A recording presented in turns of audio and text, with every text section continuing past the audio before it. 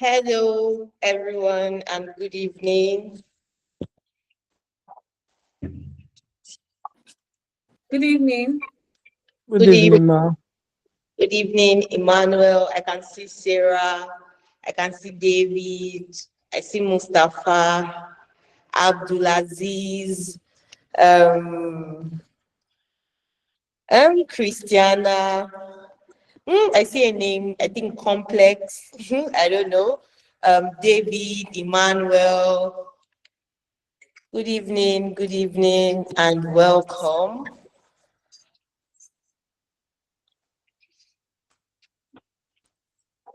Yes, good evening and welcome. Can we just go into the group and just type we are live so that every other person can just join us? So we won't have to waste so much time. Just type we are live just to call their attention so we can just start immediately before every other person joins us. Yes, we are live. I see somebody. Yes, yes, I can see the yes, so post in the group. I can see the WhatsApp group is buzzing. We are live, we are live. Post it and let's try to get everybody's attention. We are live. Yes, yes, yes. I see you. Yes, I can see. Yes. Okay, okay.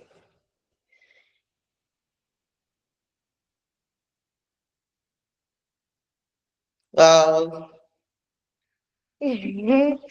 all right. It's 7:04. By 7:05 we start. I see that they are joining. The group is buzzing. Just we are live so that every other person joins us and we jump straight into our conversation.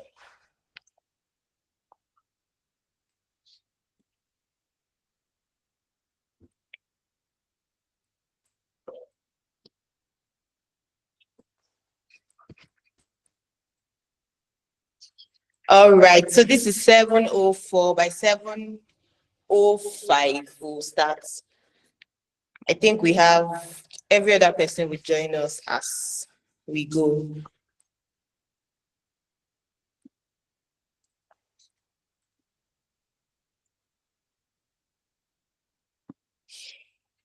All right. 7:04.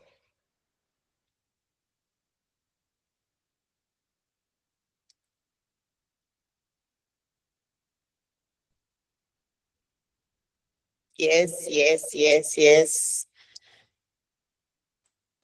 And by my watch, it's 7:05. So we'll be jumping right into our webinar this evening. Good evening, everybody, and learned colleagues, seniors, and everyone on the call right now. I want to welcome each and every one of you to this call this evening. Um, we'll be going straight into the business of the day because we would not like to waste so much of our time this evening. And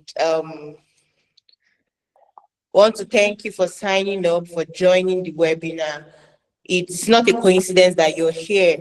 If you saw the webinar, the flyer, and you felt, oh, this is what I'm interested in, and you signed up for it, then I want to tell you that you're in the right place and we're here for you.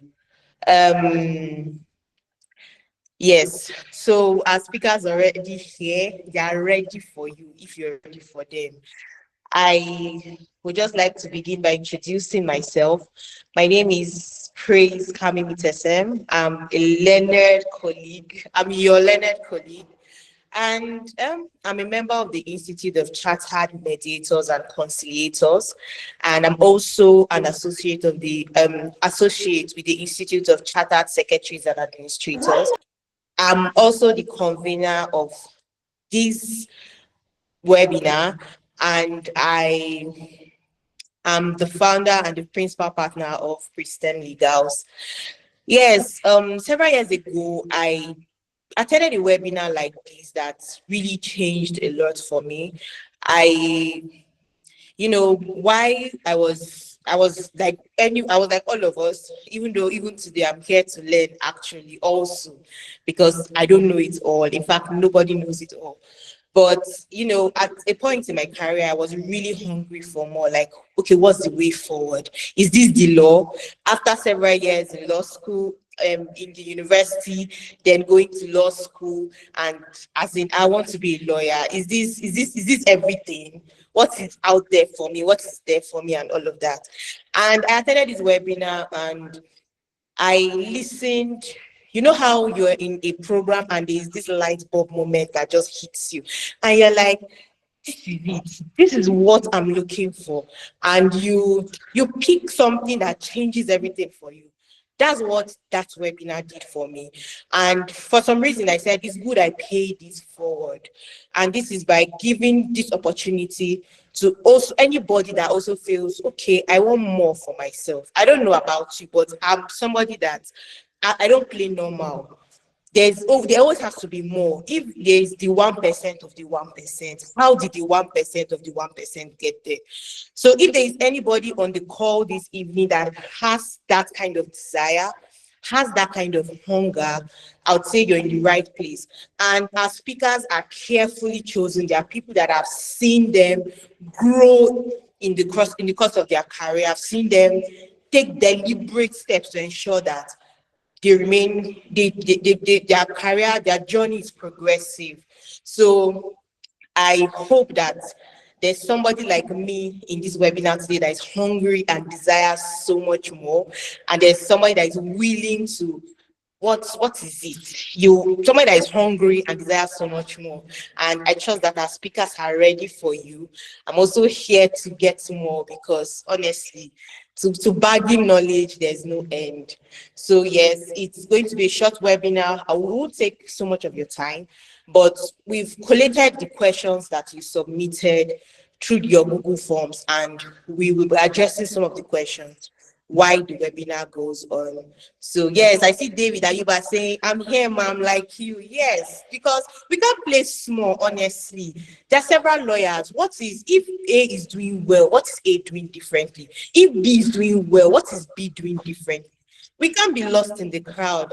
I get you, David. So yes, if there are several other people on the call like that, I get you. And that's why this webinar was created. Now, most of our speakers here, you would pay to even be in some of their sessions or some of their classes, honestly, but they've agreed to be here. So I would advise that you milk everything while the session is going on. If you have questions, just type it in chat box. We'll address the questions at the end of the session. And let's hope that at the end of the day, this little flame lights up something that becomes a big fire for somebody tomorrow. So yes, we'll jump straight into our session. I'll be introducing our speakers straight away because we don't have so much time. And our speakers are already on the call, as I can see, and I'm very excited, honestly. I'm excited to jump into the session. And please, I hope you're excited too. Yes. Let me just see the comments. Just type I'm excited. Just type I'm excited. I'm excited. I'm excited. Let me see the comment section. Yes. I see Adiat. Yes, I see. I'm excited. I'm excited too. Yes, praise. I see you. That's my namesake, by the way. Yes, Sandra says I'm excited. Goodness, I'm excited. Yes, I'm excited. Favor, I'm excited. Yes. I love the energy. I'm excited. I'm also very much excited, guys. And I really pray and I trust God that this comes out for all of us. I can't wait. I can't wait to, honestly. Yeah, so let's dive. Let's go straight into our session. I'll be introducing our speakers now in no particular order. I'll start with Barrister Blessing Etu. Barrister Blessing is an outstanding corporate lawyer with several years of experience. She's passionate about businesses in Nigeria. She's passionate about businesses in Nigeria thriving in accordance with the law, and she does this through ensuring legal, structural, and regulatory compliance. She's the founder of BE Legal Services and we are very pleased to have her on our panel today. Can you just clap for Barrister Blessing? She's here to grace up. Yes, yes, yes, yes, yes. I love it. I love the energy. Thank you so much. Thank you very much. Yes, we Yes. appreciate your presence, Barrister Blessing. Yeah. Okay, let's go to the next person. Yes, yes, yes. I'm feeling the love and the energy. All right. Okay, so I would introduce the next speaker, Barrister Daniel Abba Idu. Barrister Daniel is an exceptional lawyer with several years of experience. He is an author of legal fictions and the principal solicitor at D.A. Idu Associates. Mr. Daniel is also an associate of the Institute of Chartered Arbitrators, and we are happy and excited to have you on our panel today. Can you just give the same energy? Let's welcome Barrister Daniel. Oh, yes, yes, yes. Barrister Daniel, can we see you? We're excited to have you this evening. We're excited to have you here with us, and we trust it to be a great session. Okay, last but not the least, I'll introduce Barrister Abimo Olayiwola. Barrister Abimo is a phenomenal lawyer with several years of experience, and she's an advocate for digital law practice. She's the founder of the Digital Lawyers Network and the principal of Abbey Legal Barristers and Solicitors. She has sat as a panelist for several MBA programs, and we are pleased to have her in our midst today. Can we just give a resounding yes, yes, yes? You're welcome, Barrister Abimo. We are happy to have you. It's a privilege to have you with us. Share what people pay for. For free for us. We are happy to have all our panelists in the house. Um, okay, I think we should go straight into.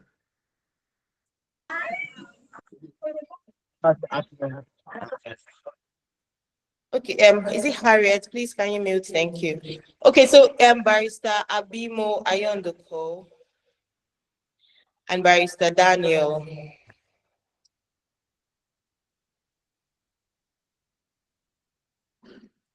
So that we go straight into our session.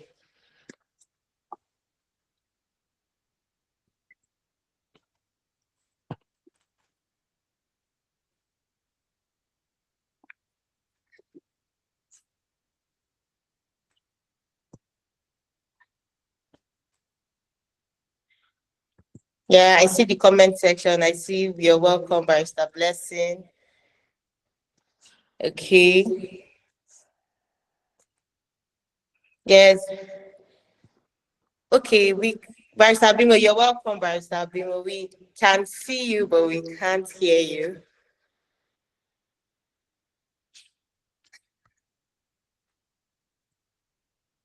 Okay. Is Barrister Daniel on the call also?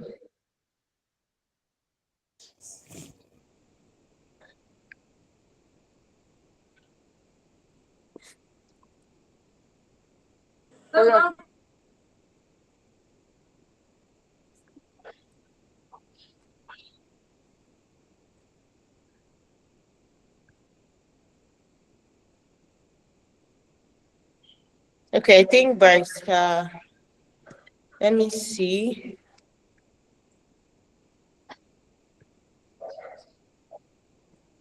Okay, I think Barrister Daniel, are you on the call?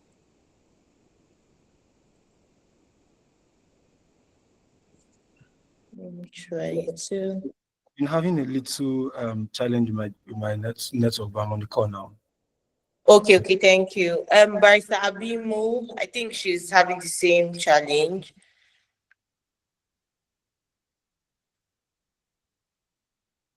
Okay, but if Barrister Daniel and Barrister Blessing are available, I think we can start. Good evening. Can you hear me now? Yes, we can hear you. We can hear you. We Oh, can see thank you. We you. can Thank hear you. you. All right. Okay, thank Thank you. you. Thank you for inviting me. Good evening. Good evening. Good evening. The network has nothing on us. Okay. So let's okay, please just peculiar. Can you just mute? I think we'll go straight into the call now. Barrister Daniel, you're mute. I think at this point, all the speakers should just unmute so that we can go one way.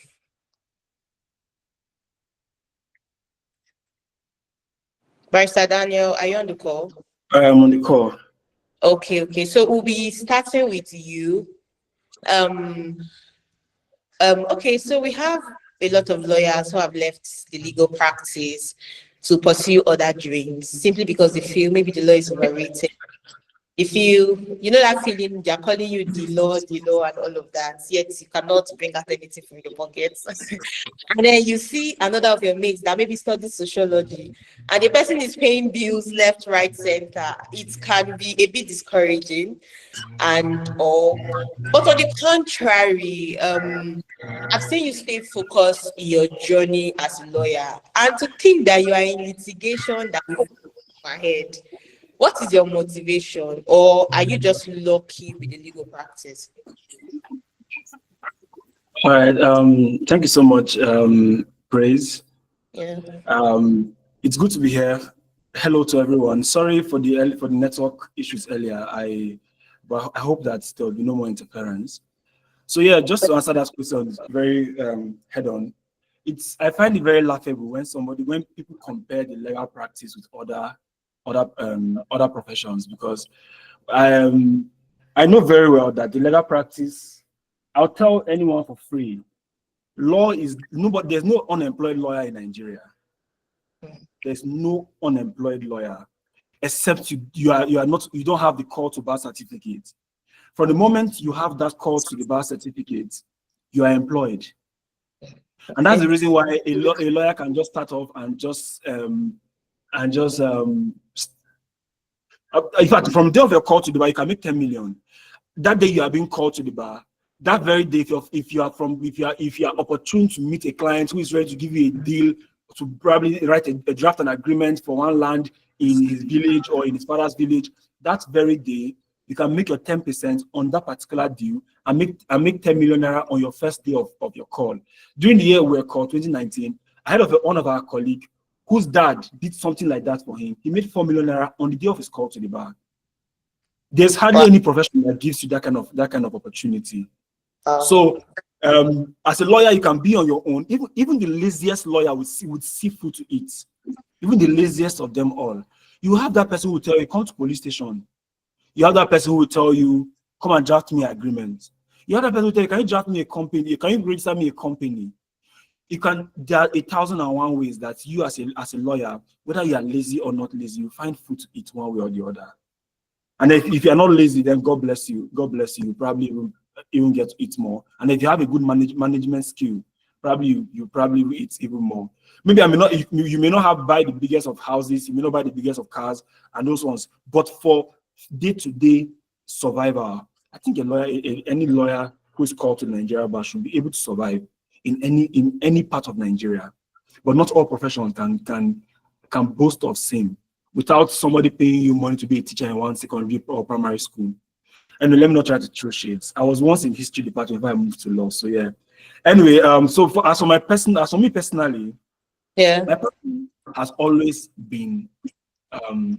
my passion has always been litigation. I've always had a thing for litigation. Let's say a penchant for litigation. So that has been the drive. And yes, litigation is a challenging aspect of law. For those of us who came from humble backgrounds, your first set of clients would be your uncle, your neighbor, your uncle's brother, your uncle's friend.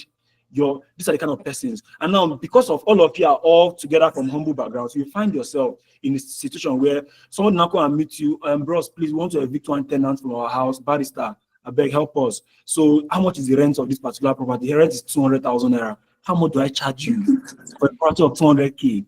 So now, you now realize that at that very beginning stage of your career, you are meeting those kind of clients who are at that particular level. You have not grown to the point you are meeting clients who probably could afford you and pay better. So you find yourself, you now probably, how much do you charge? Let's assume that the person decides to pay 200K, the worth of the rent. Let's assume, which is actually ridiculously small. Now you now start that job for 200K. Before you go and file, Then there's done the corruption in the judiciary in the area of one registrar trying to extort money from you, and then you have to go the adjournment. Before you know, you've that money is gone. But meanwhile, another person who is in another area of law who registers a company, in one day you register that company and maybe you made 100,000 out to that company and you are done forever. You're not going back to that company again. But for the lawyer who is doing litigation, you realize that you're spending the whole 2 years or 3 years on that 200K bridge that you collected, which has now choked your neck. So yeah. So basically, that's all I have to say. I just think that the lawyer profession is beautiful. Nobody should discourage you about it. And if you want to do litigation, just have a passion for it. Yeah. Thank you. Okay, so just to back up what you said, one sentence, what has now been your motivation? Because you've stayed true to litigation for a long time. There are a lot of people on this call that will be saying, what's the with this litigation? They're paying me. You have stayed true. Maybe in one sentence or so. What has kept you? Okay. So like I said, first thing is passion. But if there's one thing now, one of the major reasons why I may never even leave litigation. Litigation is that job that gives you your longest relationship with your clients. Okay. So now, if I have a client now who engages me to maybe matrimonial course, or maybe to do a matrimonial course example. Now, me and that person, we are glued together for another 1 or 2 years. Okay. Because for that period of time, you are the only lawyer that person knows. So litigation is, so within that entire period, you find yourself that this person now wants to buy a land. How many lawyers does that person know? It's just you. Oh, bros, come. Can you help me draft the land? Oh, the person wants to register a company. The person calls you. So litigation, one beautiful aspect of litigation is that it gives you the longest relationship with your clients. If you go all the way to Supreme Court, probably 10, 15 years, you and that person are together. You and that person might probably start attending each other's naming ceremony. So yeah, so yes, that's it for me. So, but my major one is the passion. It's just passion. Everything else, I don't think that I've gotten to the stage of litigation where I'll start saying the money. No, it's not the money yet. Okay, but the passion. But I would say passion will not feed you. Yes, yeah, exactly. So responding to that now, I've stopped that. I realized at that earlier stage of my career, because I was more for the experience than the money. So yes, they were paying me little, and I was just doing my thing. But at this particular stage now, I've rejected a lot of briefs. People call me now. I have a few on my plate that to go around. So if you call me now and we probably don't have a good deal, I can still pull out now. Earlier in my career, I would probably still be thinking it through, but now I will need my time to rest as well. So it's easier at this point now to say no. So yeah, but basically it's passion. Passion, yes. Now, of course, there's money. As a lawyer, of course, you need the money to feed yourself. But passion, and if it's money alone, I'll just leave litigation and do corporate. If it's money alone, I'll leave litigation. So I don't think money is it. If it's money, litigation has not paid me as much. Okay. Yes. Thank you, Barrister Daniel. Thank you very much. Let's hear from Barrister Blessing Etu. Building on that, people have created this limitation that if you are not doing litigation, you are not practicing law. Personally, when I wanted to leave litigation, I felt so guilty because everybody don't be like, you don't want to practice. I mean, there's so much to do out there, I think, anyway. But I don't know, what do you think? Have you heard that misconception before? And how have you, because I know you were in litigation before you moved into corporate practice. So is that a thing? And is it true that if you're not doing litigation, you're not practicing? Because there's that shaming, I don't know, which has confined a lot of people in areas of, like maybe in litigation, when actually their strength is somewhere else or their passion is somewhere else. Okay, thank you very much for this question and thank you for having me. Hello to everyone. Can you hear me? Yes, we can, clearly. Okay, so one funny story is this. It took me 2 years to decide to just focus on corporate practice. For the longest time, I knew that litigation wasn't really a thing for me. But, you know, because I had this mindset that litigation was just law. You know, there's this thing that people will ask you, are you practicing law? And by that, they mean that do you do the courtroom practice of law, right? So it was a struggle for me, it was a challenge for me at the time because, you know, you're called to the bar and everybody expects you to, start going to court, start defending the defenseless, I'll start taking off yeah, cases, yeah. so yes, it's a thing, it's a mindset. And I want to, like our brother has said, one thing I want to mention, like Barrister Daniel mentioned earlier, it's all about the passion, right? And for me, after I took the decision to branch into corporate practice, there was never going back for me because I found out that aside from the courtroom practice, right, there is so much to law. You know, before, because of the situation of the legal system in Nigeria, I used to be like, what's there? Why did I even study law in the first place? A lot of people would tease me and be like, I will even practicing law in Nigeria, and I will cower into one corner, like I'll be feeling bad, like because there's so much happening in the legal space and all of that. But when I discovered that law is a gem, and this is not pride, this is not bragging, Are you was hearing? when I found out that there is so much you can do with law. There is no limit to what you can do. Like, I stand to be corrected, but there is virtually no sector that you cannot work in as a lawyer. Be it the No, so, government sector, the private sector, energy sector, be it aviation, like it will blow your mind. Like aviation, maritime, there is virtually no place that they don't need lawyers. So to limit yourself that it has to be litigation, and no offense to litigation lawyers. That's why I uh, started with what you are passionate about, because that's what wow. is going to drive you. I was very, very, like, I picked up something from what the earlier speaker said. He said he hasn't gotten to that point where he would say, okay, he's making money like in the litigation space. So it's really not about the money, it's the passion that is keeping him there. So I want to just spring on that it's all about the passion. So if you find an area where you're interested in, just focus on that area and begin to do your research and find out how you can bridge the gap between the law and that area. For me, it was the business sector, right? Okay. So, So sorry, I found we'll come.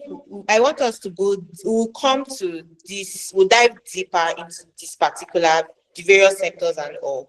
I just wanted to let's just cut you here on this, okay. yes, because Mm, we'll touch it deeper on another level. Um. mm. Okay. Thank you very much, Barrister.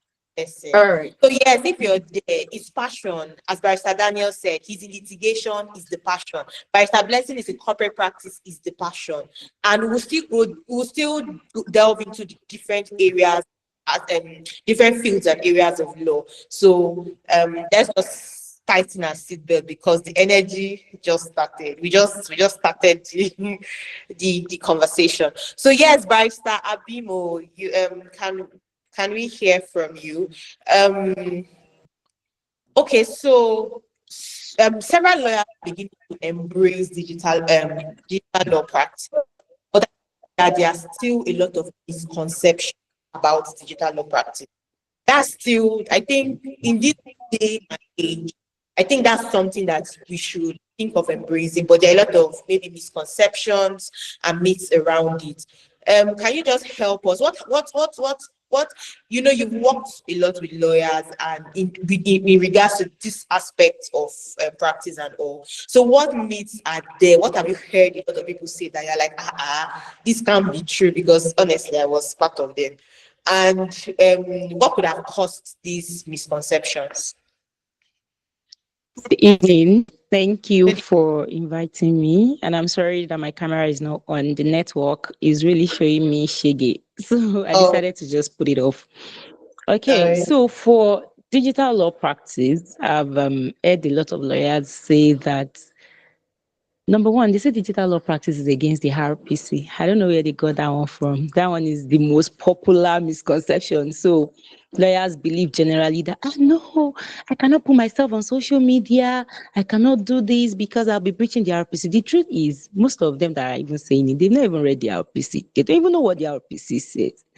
Actually, the RPC actually allows you to advertise. It's just that it sets some rules.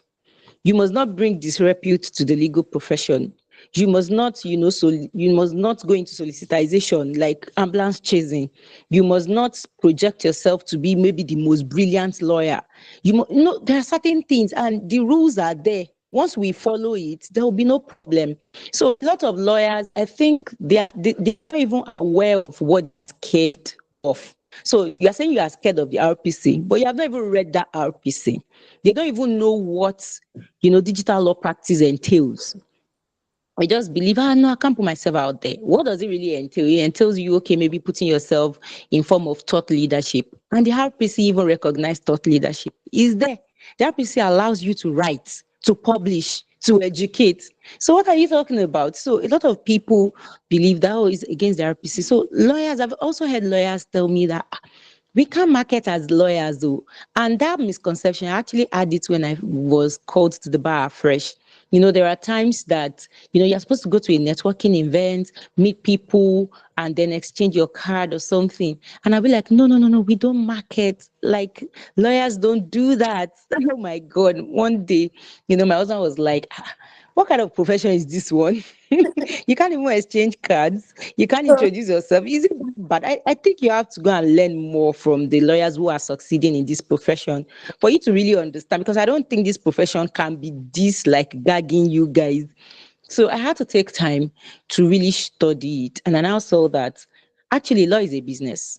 And there is no business that can survive without marketing. So what are you talking about? How would you say that law is against marketing? Law is not against marketing. So a lot of lawyers believe that digital skills are difficult to learn. That's another thing. So when you tell them, no, no, no, no, no, I'm not techie. No, no, ordinary pay your bar practicing fee online. Lawyers will make a big case out of it. I saw a very senior lawyer filed how many pages, case when they just introduced paying bar practicing fee online. A lot of voluminous process to challenge it. Can you imagine in this digital age? So lawyers, they love traditional practice. So Yeah. they believe that it is hard. They don't even want to try. They don't even want to know if it is as simple as, okay, press one, press two on your phone. They just have that misconception and that phobia for, I think lawyers have phobia for technology. Yes, lawyers have phobia for technology. Then some lawyers also believe that it is not suitable for Nigerian legal system. So I've seen lawyers who told me that it's not possible. Clients will now connect with you online. They will not come physically. And this is what COVID has shown us, that anything is possible. But before then, a lot of lawyers thought, it's not possible, it's out of this. How can you be working remotely? Today, we have law firms that are fully remote. In Fusion lawyers, I don't think they've ever had any physical office. And it's like a big firm now, popular Yeah. firm now. There are law firms that are 100% virtual firms. Oh, we cannot lose you It's here. not possible. Clients will not just. There are clients that have never seen me before, and I've been working with them for 5 years now. And I keep their money. I do everything. Some lawyers think it's not possible. Someone will not see you and the person will trust you. Even when we say that you can get clients online, they will tell us it's a lie. You're lying. You know, they have all this kind of, mindset. And then another thing is lawyers also believe that, the Nigerian culture does not, embrace technology. So they believe if you tell them, let's do this, they'll believe, the clients will not fall in, the clients will not align. Whereas it's a lie. You have to be able to automate your work and do certain things, and you will be surprised that your clients will fall in, your clients would allow. I've also seen senior lawyers who told me that digital law practice is a trend, it will soon pass. Like someone telling me that technology will pass. Oh my God. Like I can't understand. But I understand where the lawyer was coming from because he's a very senior lawyer. So he was telling me, I know this one too will soon pass. It's like one of those trends. I'm like, technology, it can only evolve. Technology will not pass. So some lawyers also believe that making, allowing their juniors to use technology would make them lazy. That kind of mindset that no, no, no, why will they be using law pavilion when our own heritage is having books. When we were called to the bar, we used to climb the ladders, we used to do this. So if you tell them, subscribe to maybe Law Pavilion Prime so or something. No, no, no, no, no, no. My journey will become lazy. All those kind of mindsets, all those kind of phobia. It makes people, very redundant, and that is what makes people redundant in the legal profession. And before they know it, they will just see that the new wigs, people that don't even know what they know, they're already shining and they're already thriving. So those are the major things that I've seen in the legal profession. Thank you. Oh, thank you very much, Barrister Bimo. I don't know if you heard what I heard because I've actually met a lot of people with these kinds of misconceptions. I have worked for a lot of people that I've not seen. I've worked for a lot of people. In fact, I even within the week, I've done jobs. People we meet send. In fact, so I had to even revamp my LinkedIn and put a place for booking a complimentary call. And the first time somebody booked, I was like, is this real? Like somebody believed me to book. Because anyway, as she mentioned, thought leadership. I've been posting things that I know about just businesses, structure, corporate governance, and all of that. And somebody booked. In fact, when I sat on the Google call, I was not expecting anybody to show up. She showed up. We spoke. We finished. We signed our deals and everything. I'm working for her. Not just her. Not one person, not two people. So honestly, I feel embracing digital law practice in this day and age is super powerful. For me, in fact, in recent times I've worked more with people that I don't know. I've not seen them. I don't know if maybe a place like LinkedIn even gives additional confidence to say, oh, maybe this person really knows what the person is doing.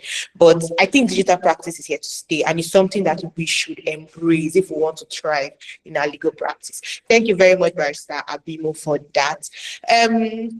I don't know. How can we still Barrister Bimo, just maybe in one or two um sentences? How can we talk about leveraging social media and visibility as a lawyer without violating the RPC? I know you touched on that, but is there a particular, like, leveraging? For me, there are times I even make posts and I still read it. I check it again to be sure that I'm not soliciting. No. So maybe in a sentence or so, how can we leverage? Because we have to leverage social. Even the old law firms have websites where they say click here, do this, and they're still calling. I don't know if you get it. So how can we leverage social media and then visibility? I have to put myself out there. People need to know that is what I do. How do I do that without breaching the RPC? Okay, so the main thing is, when you create content, have it at the back of your mind that you are not a regular vendor that is hawking gala. So you cannot come online to say, these are my services, or come and engage my services, or I'm doing splash promo or splash sales. I see lawyers doing it on Instagram, but I tell digital lawyers, we don't do that. We attract. We are noble people. So what we do is thought leadership. We educate people. There's a way you educate people that they see you as an authority. They know that this person knows what he or she is doing. So I tell lawyers that instead of you creating content that are, scratch surface content that people can just generally just Google and see. There are certain types of content that in your practice area, in your niche, that if you talk about it, people will say that this one knows what he or she is doing, and they'll be able to contact you. That's number one. Then number two, you must also be able to connect with people on an emotional level. So when you are creating content with the intention to make them know you, like you, and trust you. So now the content that will make them know you are kind of content that generally that would go viral. It may not be legal content. So just like today now, the content I put out today that actually went viral on Facebook is a content just about me, the way I planned my life before I got married, telling my husband that, okay, I would need help and this and that so that marriage will not eat my career. And I said, digital law practice can help you organize your career. But if your marriage is not allowing you, it will still not work. So, a lot of people was like, yes, this is what we're talking about. Ta, ta, ta, ta, ta. That's content that makes people know you. So people now say, who is this lady? Because people now start sharing it. The content is shareable. That is not a legal content. People now know you. But now, when you now want people to like you, you now create sentimental content that make people, fall in love with you on basis of sentiment, maybe on basis of maybe money, success, religion, politics, sex, love, all those kind of content that are sentimental. So one of the things I tell digital lawyers is, what is your brand sentiment? For me, everybody knows I talk about love, I talk about marriage. That's just everything. That's my brand sentiment. So, but for you, it may not work for your brand depending on your practice area. Yours may be money, yours may be politics, yours may be religion. So you will just have something that you just generally come and talk about, like yours may be family values. Yours may be, okay, I'm a busy lawyer, but I still make time for my wife and children. And some people will just fall in love with you, for that. So anytime you are creating content, once you create the one that makes them know you, then you go to the one that makes them like you. So they will not say, yes, and I know one lawyer that is always busy and was not available for his family, and the marriage finally got divorced. But I like this lawyer. I should give my brief to this lawyer. That's just sentiment. It has Okay. nothing to do with logic. All Then right. you now create the one for, the legal issue, showing your expertise. Then they now trust that you can handle. So now they know you, they like you, and they trust you. Thank you. Wow. Okay. I hope we are here and we are taking notes really. Thank you very much, Barrister Abibo. Can we go to Barrister Daniel? Barrister Daniel, I hope you're still with us. Barrister Daniel.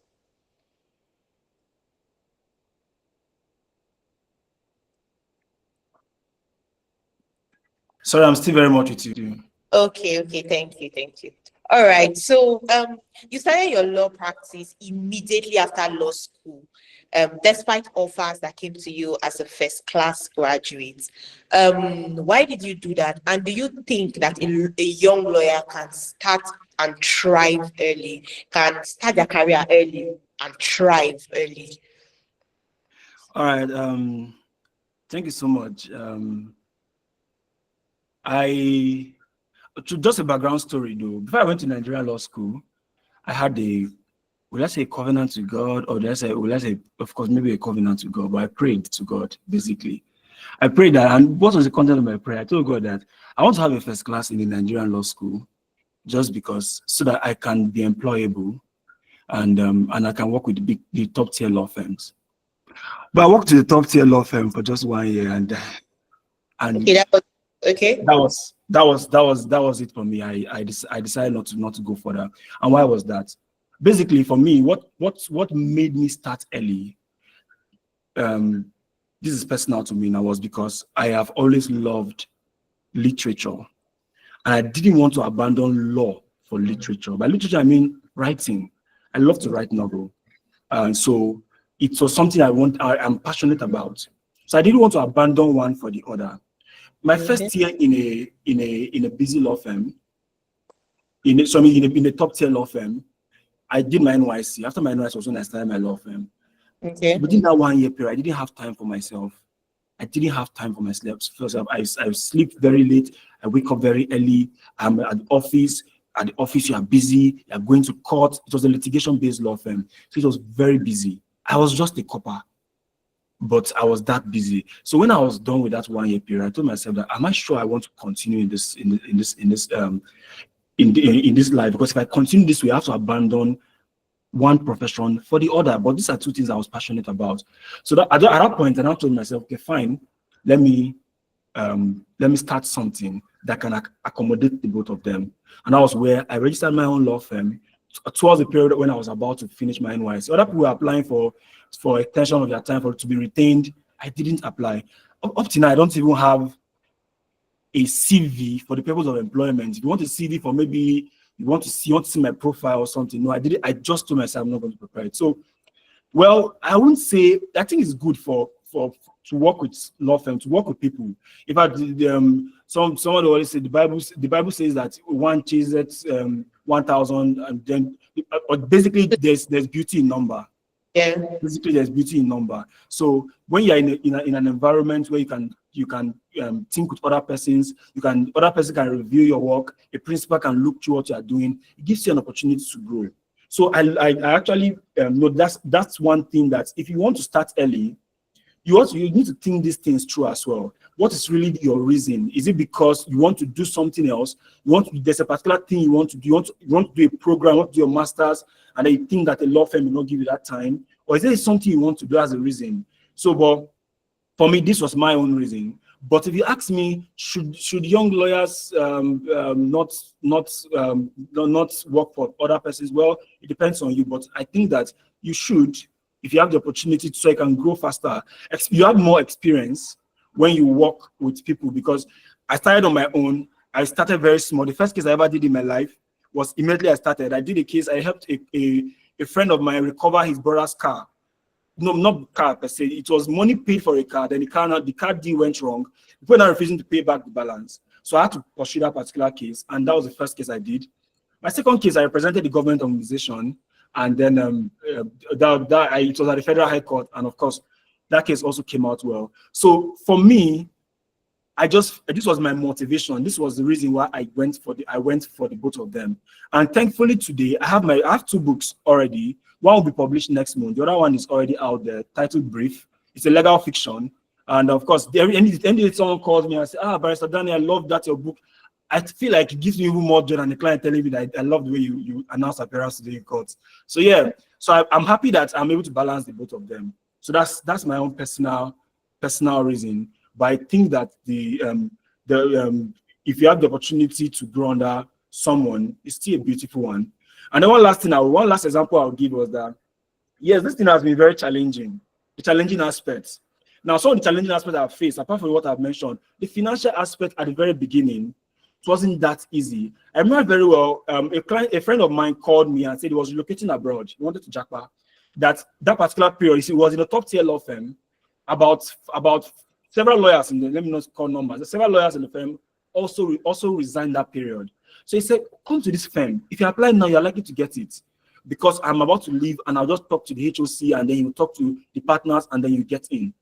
He was willing to help. The salary, of course, was over 500,000 naira at the time. It was good money. So in that particular period, I was so broke. Like I was so broke at the time. But I now asked him one question. I said, if I join your law firm, do you think I'll have the ability to write?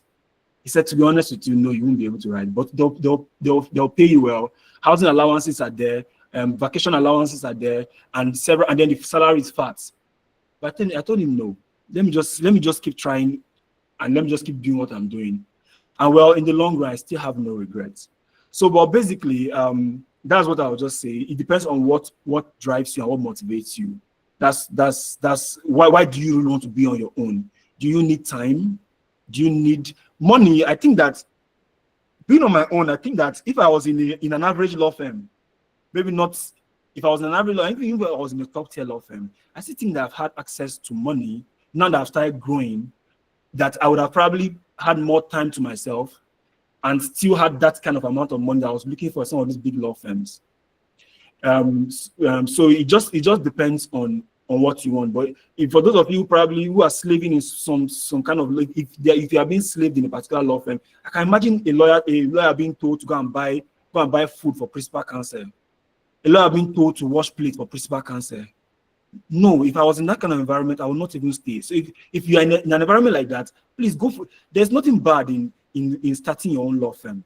It's a beautiful one. There are advantages you get, and two of the advantages, money, you will get it. I can tell you, once you are serious about it and you put yourself out there, digital marketing and do everything you're supposed to do, money, you will get it. And then time, you will get it. So these are the two things that you have doing your own practice will give to you. But aspect of experience, to access to more cases, access to colleagues, access to certain kind of information, you might probably be a little bit limited, except you are out there searching for these things. So yeah, that's my thoughts on that. Wow. I hope we are hearing. That's very insightful, and we are picking something. Like it depends on you really. There's no hard and fast rule. Thank you very much, Barrister Daniel, for that perspective. And I hope that someone is looking at the situation service what you want to do. Now over to Barrister Blessing. Barrister Blessing, are you still on the call? Yes, I'm on the call. Okay. So, okay, on the flip side, you worked under a senior lawyer before you started your own law firm. And so, how did that position you? Um, how did you position and learn while you were there? Like knowing that, okay, okay, I would leave at some point and I'm just passing by here. So how did you position to learn the things that you needed to learn? And in fact, did that phase of your life help your legal career? Has it helped in any way? Has that given you a better foundation for now that you've started your own personal legal practice? Okay, thank you very much. Okay, so I'll start from here. Like I mentioned earlier, I told you it took me a while to transition and all of that. So, the first thing was that there was a mindset shift for me, right? So I knew I was going to leave at some point, and I was going into the corporate sector. So I was in a full service law firm, weren't doing much of corporate per se, right? So what I did was I took on corporate work while I was still doing regular litigation. So I was building my expertise, right? So and I wasn't even looking to be paid. It was more like I was just working on the side. So after the regular work during the day, when I have free time, I would, do one or two things and all of that. And also, I had people that wanted to start their own business because I knew I was going into the corporate world and I was going to be working a lot with business owners. So if a friend wants to do something on probably business setup and all of that, so I would, give them my little take. Okay, these are the things that you need to put in place, the structures you're supposed to have, and all of that. So that gave me some sort of experience, even while I was still working in my full service law firm, right? And I had a corporate firm that I was working with on the side. So they were paying me commission per every job I did, draftings and all of those things. So, right, that was one thing I did. Then secondly, you asked if my litigation practice has helped me so far. Well, very much, yeah. Because no knowledge is a waste, that's one. Secondly, having worked as a litigation lawyer, it made me to like understand why I'm doing what I'm doing. Like it made me understand my why. So there is no point where I'm feeling okay, maybe I'm missing out on something because I have the litigation experience, right? And secondly, there are some things that I would see today in the business world that I will remember when I was practicing. So recently we had a trademark opposition, right? I had a trademark opposition.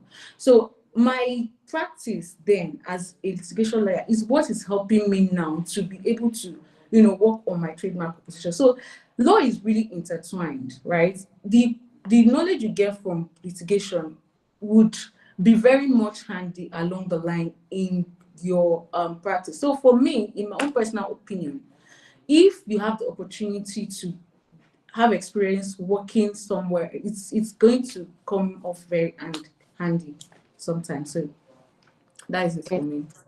Thank you very much, Barrister Blessing, for sharing those personal details. Honestly, I think what I'm getting from all of this is that there's no hard and fast rule, really. It's about you. What do I want?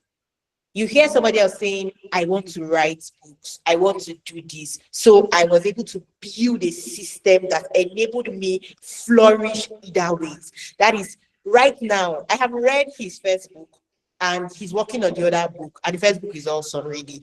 So he has been able to build that structure to do both of them, and you're trying. And then we hear somebody saying, well, I work with somebody, and that still helped me like that. So the truth is, wherever you are now, it's projecting the big picture. Where am I going to? What do I need for the journey that I am embarking on? What you know that okay, I'm passing by. I may be in this law firm now. I'm passing. What do I need to gain? What expertise? Because at the end of the day, when you start your law firm, you bring all of those experiences that you've gathered to the table. So there's no hard and fast rule really. The question is you as a question. What is your why? What's your picture? What's your journey like? What is not some of you don't even some of us don't even know what we want in the long run as part the bigger picture. So we are just where everybody is. They say this is happening here, we are there. They say this is happening here, we are there. One moment you're saying you want to go into corporate practice, next minute you're like, maybe it's entertainment law, maybe it's fashion law, maybe it's this one, maybe it's that one. What's the big picture really? And there is no pressure, but we also should know that okay, we don't have so much time to keep doing trial and error. So what exactly do I want, and how do I align and set structure to enable my in the legal practice? Because there are so many lawyers, and we cannot just be one among the many lawyers. We must be. If I'm in this area, then I am top. I'm among the so percent of so percent in this area. Thank you very much, Barrister Blessing. Let's just still, Barrister Blessing, let's delve deeper. Initially, we started talking about some misconceptions about the term practice. Then when people talk about practice, all that comes to mind is litigation. Um, several people had from the Google forms, and or a lot of people were asking what are the other areas of law that I can venture into as a lawyer. People were asking, okay, so if I don't want litigation, but what else is there? So can we just delve into some other areas of law? What do we have options as lawyers? What is out there for me that's one area specializing? Okay, you know, there like one thing that if you wake me up and ask me what do you love about law, I keep telling people is how versatile law is. So there is no limit to what you can do as a lawyer, like I mentioned earlier. So if we're talking about the diverse areas that you can look into as a lawyer, you have litigation that we are talking about, what everybody knows. But believing that litigation is the only way to do law is what we're taking home from this meeting today, is that would fix you in a box, and that's just a limiting mindset. So there are other areas you can look into: corporate and commercial law, which is what I do now.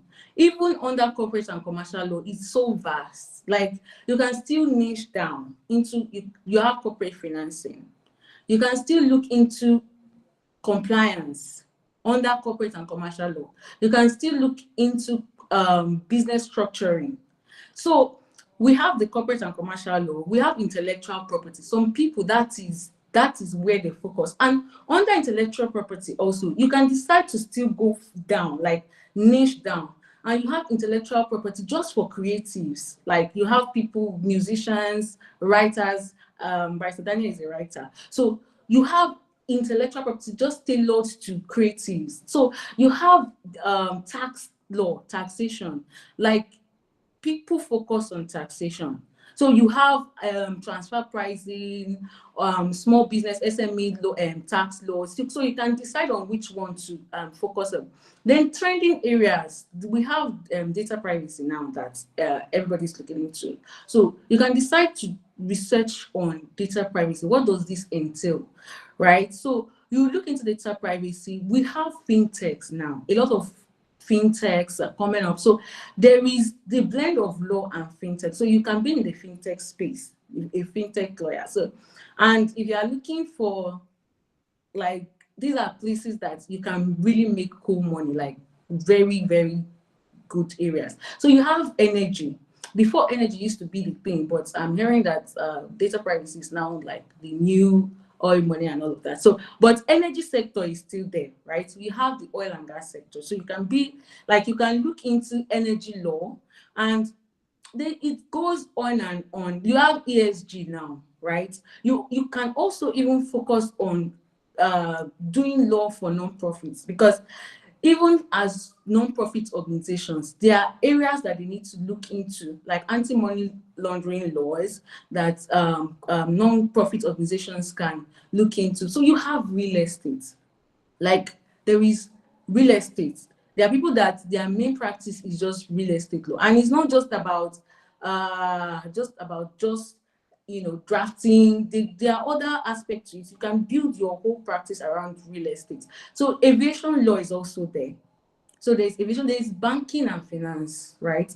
There's the banking law and all of those other things. So we can actually go on and on and on. There are areas that I don't know. I might have skipped. There's legal advisory. There is, technology in itself, right? So basically, law is very vast.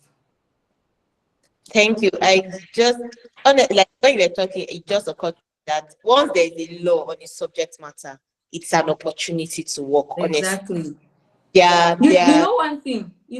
I would even say, if there is an organization, right? If there is a sector, there will be a law that applies to that sector.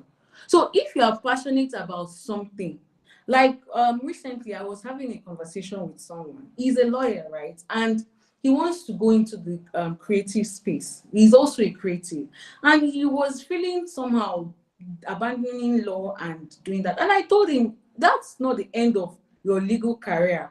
You can find you can bridge the gap between the creative world and the legal profession that you study. So that's how to blend these things really. Find an area that you are passionate about, and then how do I apply the law that I have as a degree in this area? So basically, that's it. Yeah, thank you very much. There's no, how will I put it? There's no confinement. You can thrive anywhere as a lawyer, honestly. Hmm. I remember, so just quick one, there was a lady that she graduated with first class even from law. She was in my set. And after law school, she chose not to practice with any law firm. Instead, she went to learn Spanish, French, and all of those languages. Guess what? Her target was World Trade Organization. She's working, doing something with them now. But that was what she wanted to do. It didn't make sense. People kept saying, you have a first class. What are you doing? Which one is you're learning French? She knew what she wanted from the start. So I think that whatever I saw somebody else dropped a question about law. Once there's a law concerning any field, any sector, a lawyer is needed in that place. Personally, I interned at a startup firm, at a startup hub, not a firm, just because I wanted to understand how the startup world works. I just wanted to know how does law come into startup? When founders are talking, what are the lapses that a lawyer will need to to fill in their own world. That was where I got to know, these are the needs of founders and all of those kind of things. So if there's any area that you're interested in, the first thing to do is research that area, right? And then you research that field. What are the laws there? Then you position yourself for those, like, for opportunities in that field. And as she had said earlier, there is no confinement to law practice, litigation, whatever field, wherever field it is, you are practicing law. And that's, I think it's even beauty when you merge down your passion together. It's even more fulfilling and satisfying, because a lot of people are struggling to be somewhere when they would have thrived in another place. Thank you very much, Barrister Blessing. We'll be going around with the last set of, and in the I see some questions in the comment section. If you have any question regarding any area, or maybe a question that you asked wasn't captured here, you can drop it in the comment section. Or better still, you raise your hands after this last set of questions that will go around. Barrister Abimo, um, let's come back to digital law practice. Um, is Barrister Abimo still on the call? Yes, I'm here. Okay. So yes, we've spoken about how to leverage the digital space as a lawyer, and how the RPC has not stopped us from being visible as lawyers. The question in somebody's mind right now may be, young lawyer, good digital law practice. Where do I even start? Like, okay, I may even be doing 9 to 5 in a firm, but I want to build. But I know what I have experience, and I know what I have to offer. So how can I build digital law practice? Maybe I know that you take a full paid course on this, but just give us something that we can. Okay, so what I tell lawyers is to build a digital practice is very easy. Just the first thing is identify your practice area, just like the last speaker had said. What area of law do you want to focus on? Once you are clear about your practice area, Then identify your audience. Who are the people you want to serve, and where can you find them? Those three things are very crucial before you do any other thing online. Because if you don't know your audience, then you'll be running in the wrong direction. And when you're running in the wrong direction, speed does not matter. So once you are sure, okay, I want to go into corporate commercial, but I don't want to serve, multinationals. I want to serve startups, or I want to serve SMEs, or I just want to focus on creatives. So this set of people, where can I find them? On which, social media platform can I find them? Okay, these people are always on TikTok. These people are all, the set of people that you'll be targeting if you are focusing on maybe creative is different. If I'm focusing on estate planning, wills law, I'll be targeting another set of audience. So once you now know, okay, this set of people, this is their age grade, this is their interest, this is the kind of content they consume, this is where they pitch their tent online, then you go there. Then you go and create those kind of content that they consume. Then, okay, these are their interests. Then you talk about their interest as part of your brand sentiment. Let me give you an example. Before, I just used to put out content, and I'll see that my content are not really doing fine. So I checked the analytics on my social media platform, and I saw that, okay, most of my audience, because I'm a startup lawyer, they are young people between the ages of 20 and let's say maybe 37. And most of them are young graduates. Most of them love, all these kind of things. And so I had to model, and I saw that most of them are even male. So I had to model my content to appeal to them. So before, my brand sentiment wasn't about marriage. Even if it was about marriage, I was always supporting women. As a lawyer, a female lawyer, your default is, FIDA, domestic violence and everything. Then I went to my analytics one day and I saw that I have about 80% men following me because of my practice area. And now I'm always bashing men in my content. That was the day I changed my content strategy. My brand sentiment, everything changed. So if I'm writing anything now, I'm telling you as a woman, even if you're a career woman, you have to submit and you have to respect. And they will not say, yes, even the one that I'm still checking on my phone and I went viral this morning, is still that. So now, yes, tell them, this one will yeah. Tell them that you should submit, you should and you must engage your services, because even my wife does not submit like this. Is that my headache? My headache is you've come to engage my services.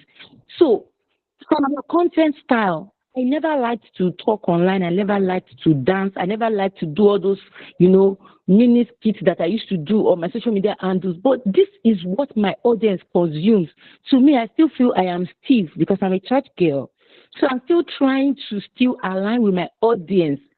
It would have been different if I'm targeting the C-suite executives like Tony Elumelu. It would have been different. I would have been doing something else. So you have to understand your audience. Understand their interest. Now when they pitch their tent online, then go there and go and create content. It is just as simple as that. Then whilst you are creating your content, also try to leverage on search engines, Google, Yahoo. If you don't have a Google listing, even if you are working in a law firm, go and get a Google listing in your own name. Everybody starts from Google. And once they see you on Google, they will call you. You will get, there's no way you have Google listing, you will not get one online client in a month. It's not possible, except your Google listing is not good enough. They will share a search for your legal practice area in your area, and you will get clients. Then the next thing is also network online. If you go for events or anything, if you see any events online, try to network. Because when you network with people, people tend to trust you more. So it's more than just building. Most of my friends, most of my colleagues, most of my clients, we started online, but we took it offline. So that is digital networking. Then another thing is try to organize live events and video marketing. Some layers don't like to face the camera. Some layers don't like to do webinars. I'm here now. I've done a webinar now. Anybody that wants to learn about digital law practice will reach out to me. I did a webinar yesterday. People reached out to me. They want to join the bootcamp from there. I've gotten clients from webinars that I did online for startup law. Like there are some kinds that's where I got them from. So do live webinars, let people invite. Even if people don't invite you, look for people who have your target audience as their clients, as their followers. So you are a startup player now, look for an accountant, somebody that you're not doing the same thing, but you have the same target audience. Look for an accountant, pitch to the person, look for a marketing strategist, look for a business structure coach that is not a lawyer, and just tell them, okay, can we do this together? Can you host me on your platform? Then I host you on my platform. It's like cross-pollination. And then you get clients. Then the last thing is build digital products. Just like Barrister Daniel has said, he writes books. If you are a lawyer and you are at least 5 years but you must have a book or something, you must have a product. That is how to make money. People will buy that product. When they buy that product and they like it, then they have become your perpetual clients. They will also refer you. If they were to choose two people, online or offline, they would go for the lawyer who has a book, who is a published author. People respect authors. So even if it's 20 pages or 40 pages, that legal knowledge that you think you have that is small, package it, put it in a book and publish it online. Put it on your bio. Corporate commercial lawyer, published author, public speaker, everything, put it there. Speak online. You're a webinar expert. People, it's all about packaging. And then you will be surprised. The things that fascinate people online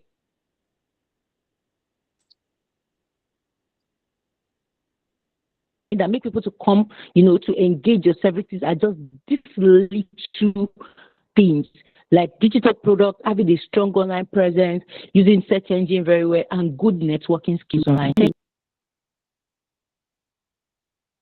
So thank you very much. I hope we picked one or two from that. I remember somebody gave me a tip some time ago, and the person was like, there are some comments, there are some places that you strategically place comments on social media. You are not soliciting. Like there are sometimes that maybe under someone like Tony Elumelu's post, he's a business person. If you're a corporate lawyer, they make a post, there people are coming to talk, pitch, say this. You come and drop one strong intelligent legal comment there, and people are like, especially on LinkedIn, somebody's like, who is this person? Before you know what, they've sent you connection. Before you know what, they've asked, can we set up a meeting or blah blah blah blah blah, and you've taken off. Thank you very much for all of this. I hope that we are learning and there are things that we implement in order to enhance our practice. So yes, you can be in your 9 to 5, yet you are having your personal clients because you've put yourself out there digitally. Because guess what? Nobody's coming to find you in your house. Nobody's coming to look for you in your room. Some of the people that are out there are not even as good as you are. So at the end of the day, it's who we see that we patronize, really. And the good thing about some of these platforms is borderless.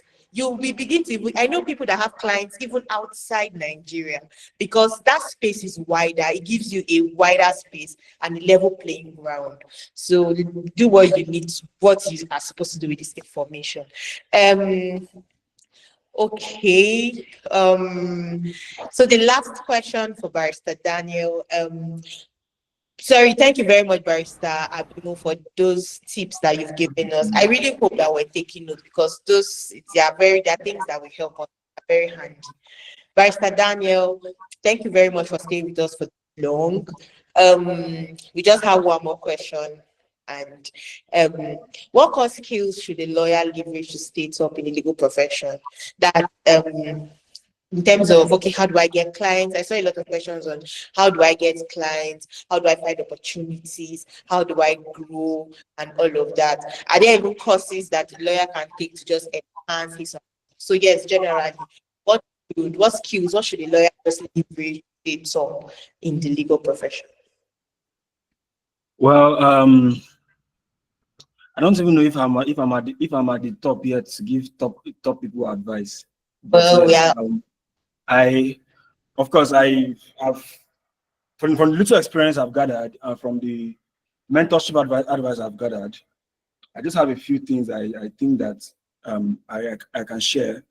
Of course, I've also learned a lot while being on this call, and in addition to every other thing that has been said here, things number one, passion. As a lawyer, you just have to be passionate about it, and that's what has kept me going personally, because I would have dropped this practice that I'm doing. I would have left it a long time ago. When you're passionate and you are determined, that's the first skill. You have to be sure of what you want and be passionate about it, and then be determined. By the time you have these two things, nothing will scare you. Now, this is just one. When I started my practice newly, just an aside, I'll go back to I have a list of a few things I could mention, but when I started my legal practice newly, one of my major challenge was that I saved a lot of money during my NYC, and then I invested them into one business like that, so that it will be paying me while I'm trying to do my practice so that I can be getting something and I'll stay afloat. But well, things happened. That business I invested all my money into, everything crashed. So I started my legal practice from a point where I actually had nothing. From February till July was a very tough period for me. But what kept me going was that I was determined and I was passionate. People said things on the side. First class just the house a waste.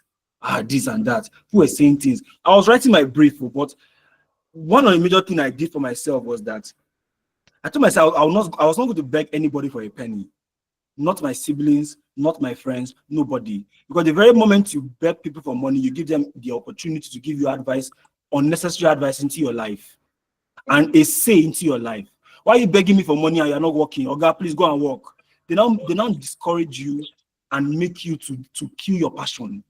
So when you are determined for something and people are not in support of that, the worst mistake you can make is to go and start begging them for money. Please, I want to go and see one client, borrow me 5K. That's the worst mistake you can make. They will kill your passion with words, and their words will mean something to you because they are giving you money. So that was the first thing I did not do throughout my period that I was trying to find my feet. I stopped begging anybody for money. I'll run through the other ones quickly. Then other things you can also look at again, research skill. Research skill is very important. You must know how to research, especially if you want to go into litigation like for some of us. You must be a good researcher.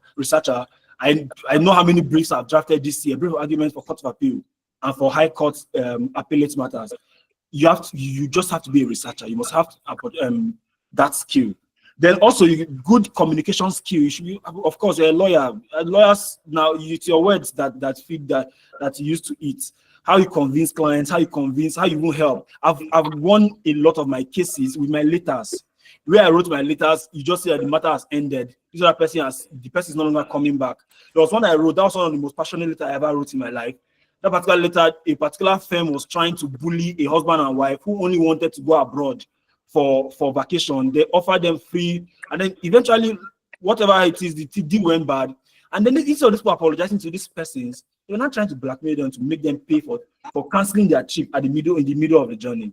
So I wrote a letter. I was passionate. That letter, about 4-5 pages later, these people that have been on these people's neck, morning till night, in their office, they were even writing mails to their office, telling their office to fire them because they were not credit worthy and the rest. That letter I wrote was the end of that conversation. Just the way I couched my letter. So communication skills is very, very important. The another thing again is networking skill. You're a lawyer, you don't want to network. How you want job? I'll put. If you ask me knowledge and networking, which I would you rate higher than the other? Both of them, they are almost at par. But maybe I would rate networking a little bit higher than knowledge. Because I've seen some persons who do not really know. If I've done jobs for lawyers, plenty, who don't know how to do this thing, but they'll come and meet you, Barrister Dan, please help me run this thing, I'll pay you. They are not my clients. So it's a lawyer that is paying me to do her own client's job. And these lawyers I'm talking about, people who will be balling. You see the kind of money that they spend. I cannot spend that kind of money in one day, but these people are spending money. But so networking, but why are they getting that kind of deal? And I have the knowledge, I don't have that kind of deal. They have leverage on networking, so it's paying them well. Me, I also have my network. Of course, it's also paying me. But what I would advise anybody, networking, when you're in school, don't be for me, I'm a law student. I'm law student at the best. After there are only 2 departments in the university, only law student and others. All those things, you need everybody from every department. You need anybody you can meet. In this your primary school group, secondary school group, don't say you're too big, that these people are beginning. No, be in those platforms. I've gotten jobs from platforms that I was on without, I didn't even believe I'll get a job from there. Once in a while, I just only comment on some things. And then, barrister, please help me with this. And then I've gotten jobs from those areas. That's networking. Then good human relationship is very important. I can also put that with networking. Have a good human relationship with people. Then planning and management. One thing that helped me at the beginning stages of my career was that I was earning money but spending the money. At a particular time, I told myself that how about I start paying myself salary? So I started paying myself salary, and then because salary was not enough, definitely. So I started saying, okay, every job I do for the firm, I take 20% of the money into my personal pocket, and then I now have a salary for myself. So that helped me a great deal to start saving. And that was how I was able to liberate myself from a particular level, and it has helped me till now, because up to now, that I put myself on salary, it is easier for me to save and grow. So you must learn how to manage and plan your life. You must learn. In fact, one other thing that also helped me was that a lot of people will come and beg you, "Ah, bros, I beg, I never chop today. Bros, my grandmother swallow pin in the village." They will come and tell you all those stories and for you to release money. But when you now separate your salary from your personal money from your firm's money, you now get to realize there is very little as to how much you can really give. Because now if my salary is 50,000 or 100,000 or 200,000, your problem should not be more than 200,000. I cannot afford it. I cannot give you, because now my firm may have 2 million naira or 5 million or 10 million naira in the firm's account, but that's not my money. That's my firm's money. So you now even limit how much you can spend. So those were things that also helped me. The last thing I will say for tonight is mentorship. A friend of mine once said, mentorship, a mentor is a mirror and a map. And I think that those were very beautiful words. A mentor is a mirror and a map. You look at somebody, you admire this person. That person becomes your mirror. You look at how that person went through, how that person was able to succeed, because he's your mentor because you want to be like him. So that person becomes your mirror. And then the map as well, because that person now is the journey that person has passed through, the mistake that person made, and all those things are things you now use as the map to where you are headed to. So mentorship is very key. But let me tell you one last thing. About mentorship. A lot of us don't know how to do mentorship. You have a mentor. After 2 weeks, bros, my mentor, please, I am broke. Can you just send me 2K? You are gradually, that opportunity to learn, trust me, I've lost it. All my mentors, I rather spend money on my mentors. I buy wines for them. I attend their children the dedication, and I spend money. I go to this event. When I see their children, I remove 5,000, 2,000. I dash these children, not because of anything. These people are richer than I am, but I know that what I want for this person is bigger than money. So you don't scare your mentors away because of your poverty. Your poverty should never make you scare your mentors away. No matter how broke you are, please look for other persons you can ask money from, but not your mentors. Because the moment you start doing that, you scare them away. And I'll give you an example. I have this mentor who works in a very good law firm, who is doing very well for himself. But I try not to beg him for money, no matter what. One particular day, I didn't have money. I just told him, "Sir, you don't go out. Can we go out, please?" And then he said, "Oh, okay. I don't really go out though, but let's just go out." We went out. He wanted to pay. I said, "No, sir, today I want to pay." It was pepper soup with Tuko, and just pepper soup with, how much did I spend? I spent just barely 25,000 naira thereabouts, and we're out. But you know that 2 weeks after, this man called me and gave me a job. I represented somebody in the presidency to write just a letter. I wrote just 2 letters, and I was paid money close to 500,000 for that particular job, just to write a letter. But this man, he has the connection. If I had said, "Sir, can you buy pepper soup this weekend? You do your boy away now." Probably he would have bought that thing from me. But the other opportunities that would have come out of that relationship, I would have lost it. So please, that's the last thing I will say. So if you put all these things, I'm sure that you will succeed in the legal profession. Based on what I have been told, and based on what I know, and what is propelling me to the top. Wow. Thank you so much. Wow.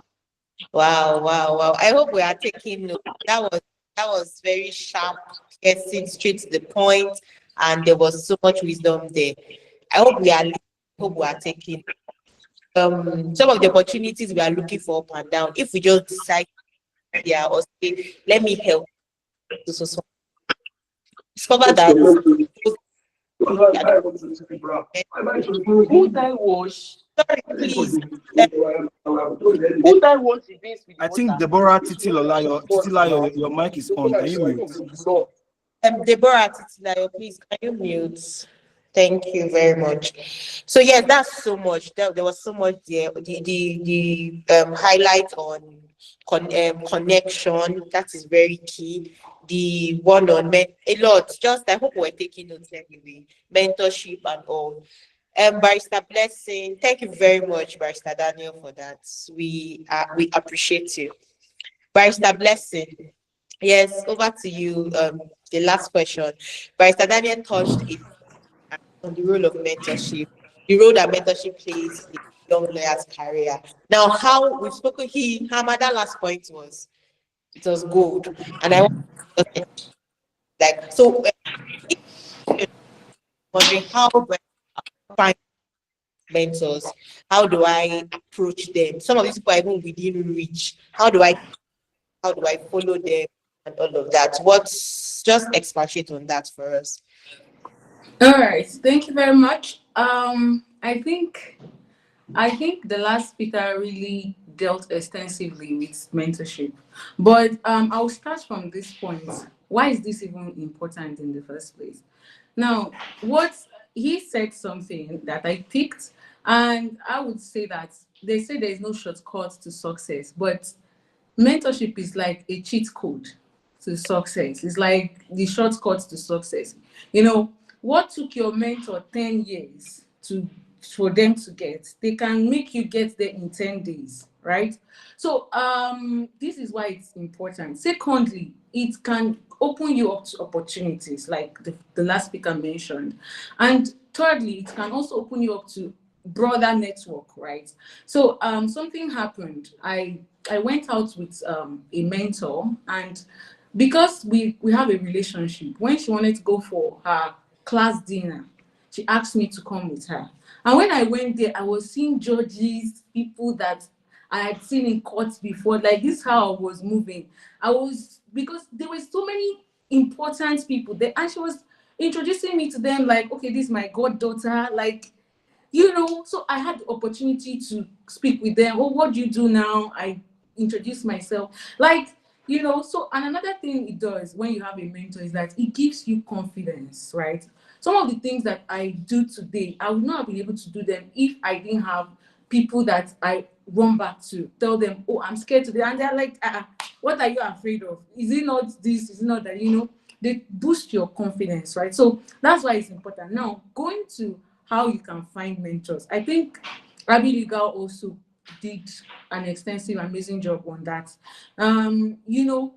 Networking starts from your network as lawyers. That's number one place I would try to go. MBA meetings, Young Lawyers Forum. So these are places that you can network, you can find people that you admire and you reach out to. And it's easy to personally connect with people from conferences, from meetings, MBAs, and all of that. Then secondly, LinkedIn, right?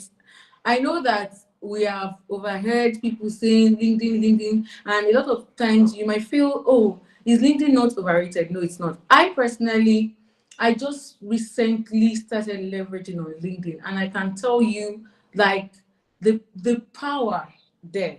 So LinkedIn is a professional network. If you're a lawyer here and you are not on LinkedIn, I think the first thing you should do after this call is to go on LinkedIn, set up your profile, optimize your bio, put what you want to be, write it there, and start leveraging on LinkedIn, because that is the place where you get, aside lawyers, there are professionals all over. They are just there. And then how do you find them? That's number two, LinkedIn. And secondly, you also have other platforms apart from LinkedIn where you can meet with people and all of that. And then you have maybe church groups and all of that. You can find mentors in your local church or whatever. Then how do you approach your mentor? This is very important. Now, not that after this call now, you now run to somebody and you go and start saying, oh, I want you to mentor me. I want you to be my mentor. Like, those kind of things, they'll trash those kind of messages. So you have to be very strategic in connecting with your mentor. First of all, you have to do a research. Like, these are people that are very busy. Like, most of the people that might be mentors are very busy, most of them, because you can also have peer-to-peer mentorship and all of that. And I will come back to that. But if you're looking at somebody who is very established to mentor you, you need to be very strategic. You need to make the person also, because it shouldn't be a one-way thing. That is what I would say. If you want somebody to mentor you, also find something you have value to provide. Also find something that you can also bring to the table.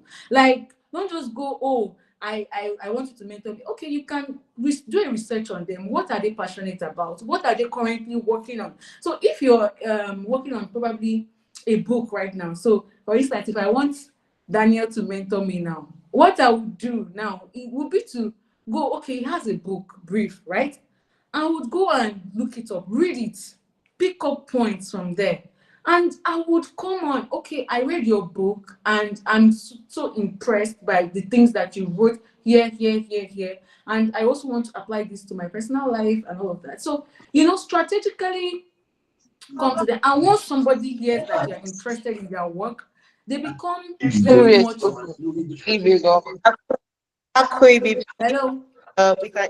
they become very much interested in what you have to say. So also be interested in their current projects. If they have anything they are doing, how do you come in? If you can come in by volunteering to help them set up some things, okay, I'm good with the digital tools, and I see that you are doing XYZ. I could use the technology to make this easier, easy flow and all of that. So that's how you reach out to mentor. Then you write them personalized message. So from your research, you can know the things that they like and you write to them. So these are the ways where you can approach mentors, and then you can approach them probably after a conference, after a talk. Okay, I really got value from what you said and all of that. So what I would say in approaching mentors is to be strategic about how you go about it. And there's also one form of mentorship that people overlook. When we talk about mentorship, sometimes ideally you are thinking about people that are above you. It's very good, but there is also a peer-to-peer mentorship, right? People within your age limits who are also thriving in their own way. You can learn together. So it's not a crime, or it's not bad if you reach out to somebody who is also doing well in their own space. For instance, Abigail is into digital law and also all of that stuff. I have a digital law firm. Mostly I get my clients online and all of that. And this is the first time we're being together in a conference. So we could, there could be some form of mentorship in that line, because we have areas of similar, interest and all of that. So from this conference now, I could, have a personalized chat with her and all of that. So I'm just giving an instance where you can have like mentorship, and I hope that answers the question on Very well, mentorship. Yeah. Barrister Blessing. Thank you. I hope people are listening really, and I think that, well, for evidence, we still have a good number of us on the call. So I think and I believe that we are giving out value. I'm very grateful to all our guests. This is giving what it should give, and if you imply all of what have been said here, honestly, the difference between point A and point B is that little thing that you implement.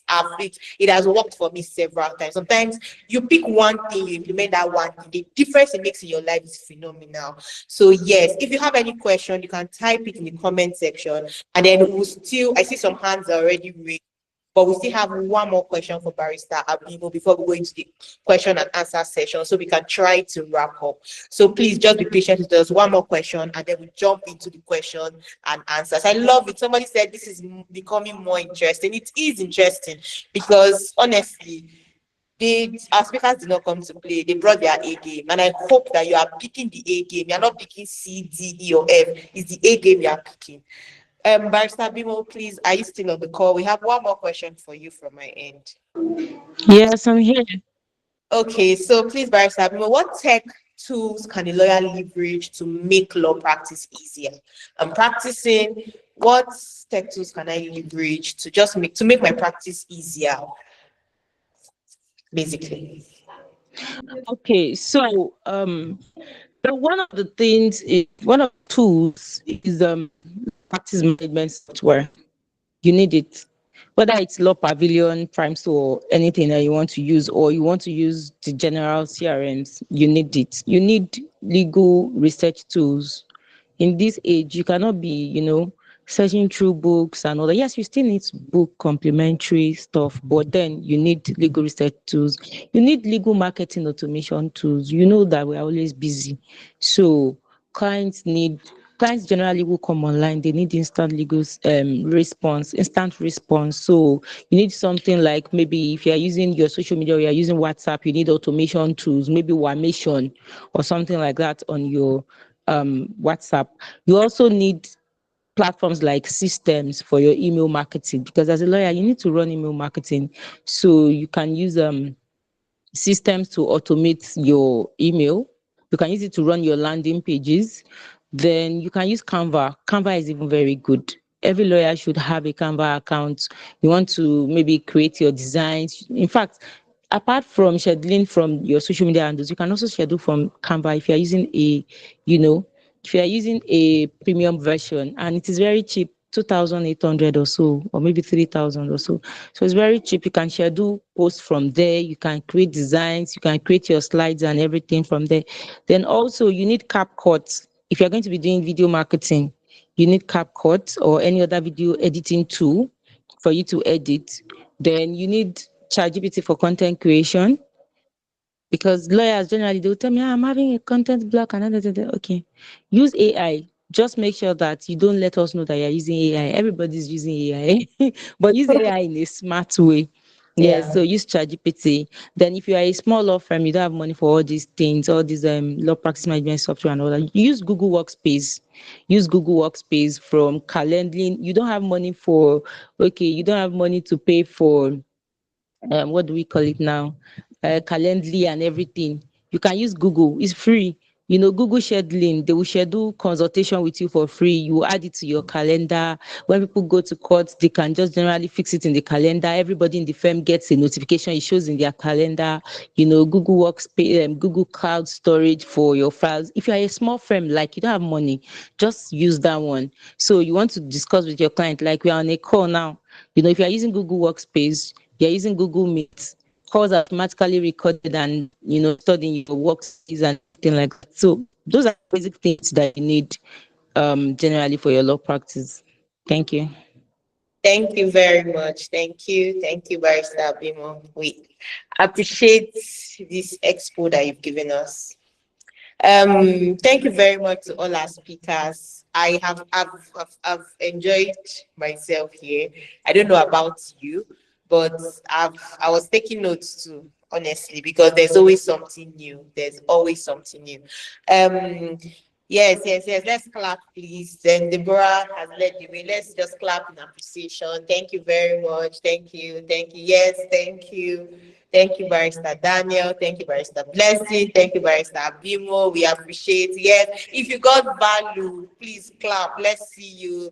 Yes, yes, please. Thank you. Thank you. Thank you. Thank you. Yes, we are grateful people. I love that. I like that. Thank you very, very much. Okay, so can we go into question and answer so we wrap up quickly? Um, Okay, I can see some hands raised. Let me see. Okay.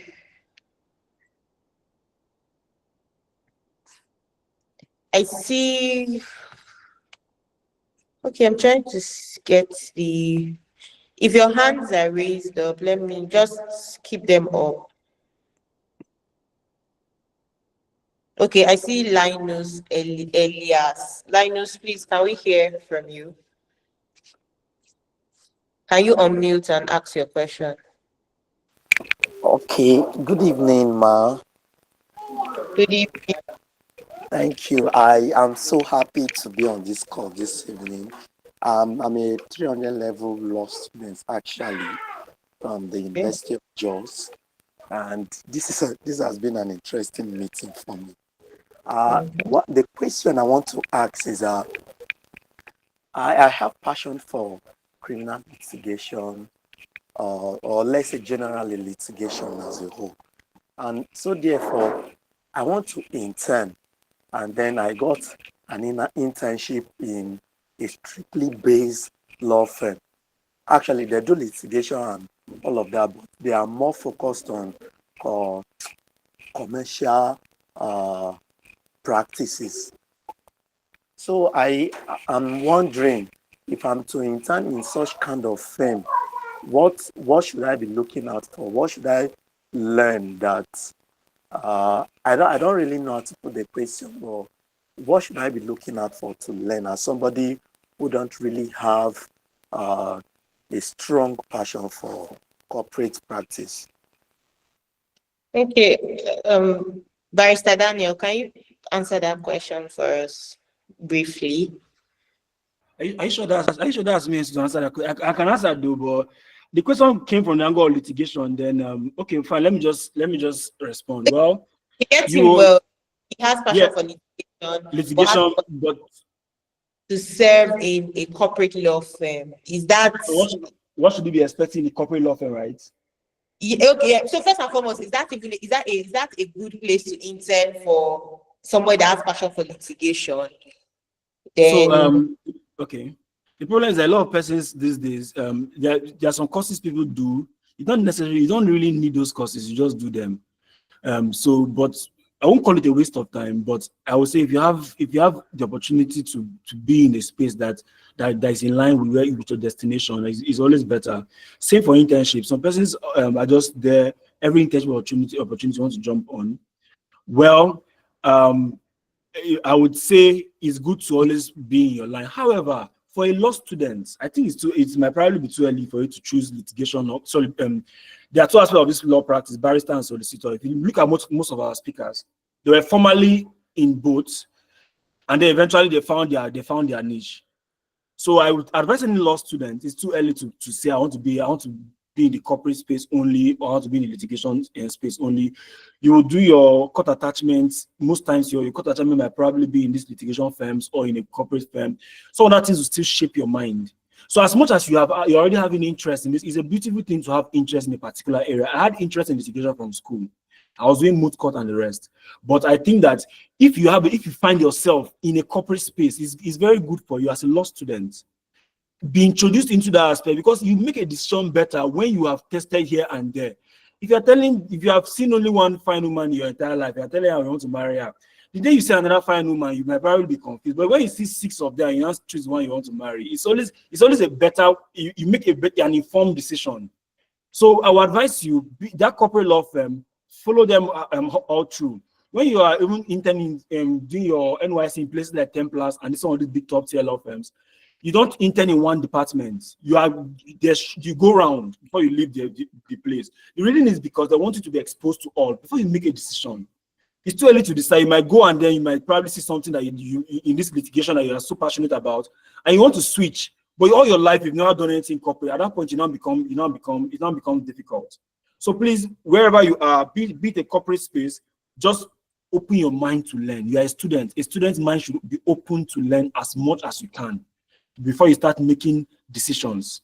That's my advice to you. okay, thank you very much for dealing with that question very well for us.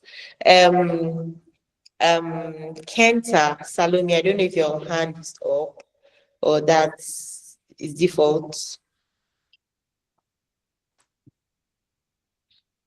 Kenta Salome, your hand is up. I don't know if you have a question. Okay, I think that was a mistake. Okay, okay. So Linus says, thank you, sir. This is really helpful. All right. So with this, okay, Favor has a question. All right, we're about to wrap up. Okay, Favor, let's hear from you.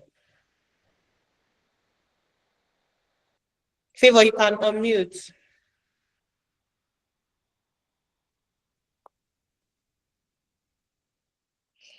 Okay, good evening. Good Good evening, Favor. evening. I'm Favor Thompson. I'm a 400 level law student at the University of U. Okay. And yes, the question Barrister Daniel answered is quite, should I say, controversial, because most times, most lawyers, new lawyers, let me put it that way, whenever we go for events or whenever we are opportune to host, whenever there's an event in school and then we are opportune to listen to lawyers, no, most times they will say you have to know your niche, right? Before finishing as a law student. In fact, before you even get to law school, you should know what you want to do. So the moment you know what you want to do, you you become more determined or intentional about working towards achieving what you want to do. I don't know if that really makes sense. Though I've heard things like this before. You're a student, so you are supposed to open your mind. You're supposed to be versatile, learn every aspect. Because when you put your mind in one field, yes, one area, you happen to neglect the other. So I don't know if there is actually like at this point, okay, for someone like me that I've heard these two, should I say, opinions, what do you think I should do? Yeah, let me put it that way. Thank you. Okay. Um, can I put this open to any of the speakers? Well, Eh, okay. well, I'll allow, since it was my response, she was responding to my Just be response. She was responding to, yeah. So I will just talk. Let me just clarify before the other. I'll allow the other speakers to also give their opinion on this issue. okay. So currently you are in school. You are doing law of evidence, right? You are doing criminal law. You are doing Yeah. corporate. You are doing law of contract.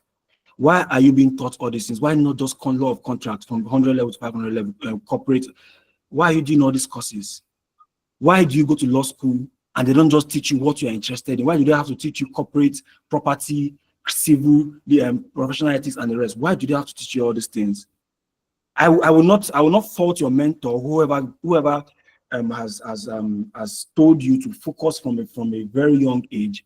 I'm only telling you that for your own good as a person, it's good to open your mind. You are still quite young to make a decision as to you can have an interest.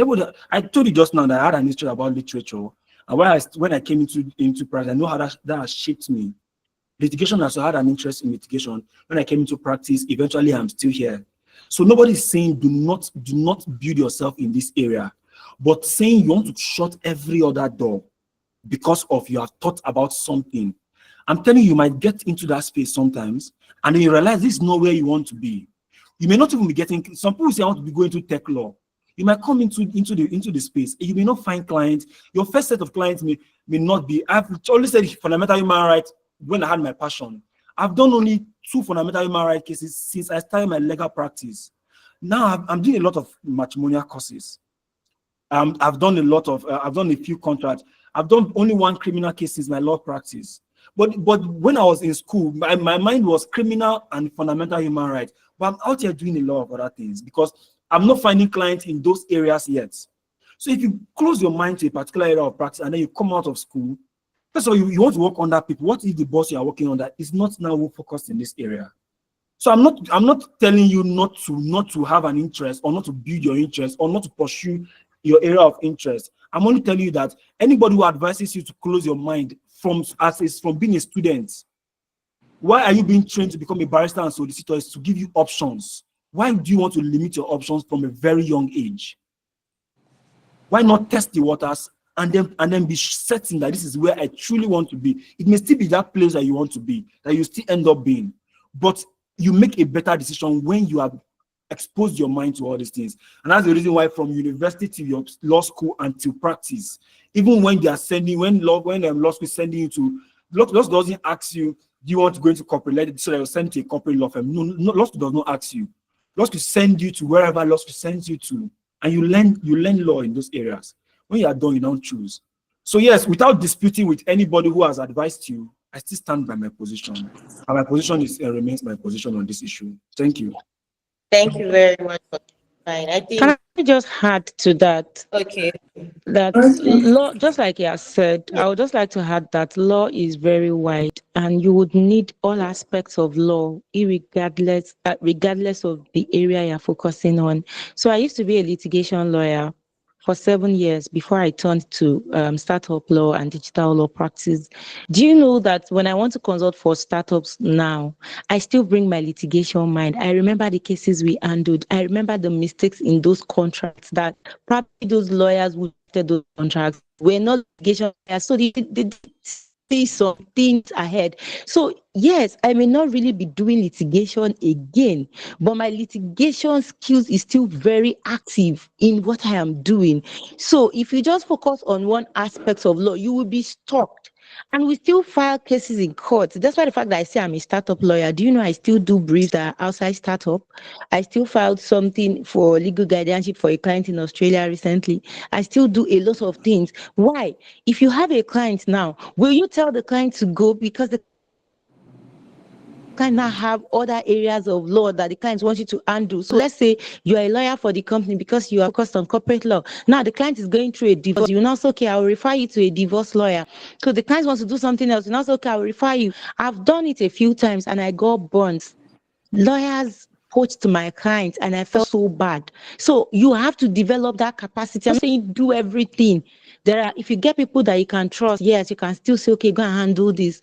But the truth is, yourself, a comprehensive view of law. It's a whole. If now say I want to focus in one area, and just like you said, so that you may not get clients in that area, you may even get clients in that area, and you will do it for some time, and you just feel that this is not for that I would application lawyer to not be a day. Would have said no. I loved litigation like to a fault. That's my passion. I can 2 days to my wedding, I was in the office till 10:30 p.m. writing election petition briefs.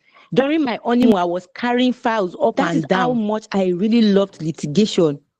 But then it got to a stage I had to pick between litigation and my marriage. So there are certain things that, yes, you will even get clients, you will even get money, but there are certain decisions in your life. You will now take a look at it.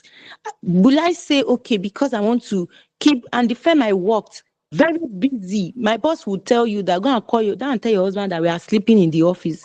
So I had to tell myself certain truths. Do I want to stay married? I want to go with litigation.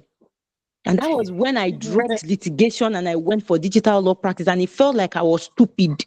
And today, everybody now celebrates me as a digital law practice consultant. That thing was hard. I cried because I dropped my first love. So even if you now say, oh, this is what I want to focus, and you don't know any other area of law, how will you be able Switch. to plan 360? You need a very holistic view Yeah. of law practice. Thank you. Thank you for that. Thank you. I'm sure Favor is clear. Barrister Blessing just add something. Okay, I'll just add something very little. One thing I want you to know is that law is intertwined. That's for me what I know about law. See, you can't say you would isolate one aspect of law from the other. Subconsciously, the knowledge you have in an area of law will help you in another area. Let me give you an instance. If you are a litigation lawyer and you have knowledge of corporate practice, there's corporate communication, right? These are things that you learn when you are in corporate practice that you can apply. What type of lawyer would you be if you don't know how to, like, you don't know corporate communication? So these are the things that you would learn when you have an idea, like when you have an idea between different areas of law. So you need to be open-minded at this stage. That is what I would want you to be open-minded. Just don't limit yourself. Don't box yourself. Okay, this is what I want to do. I've created my own path.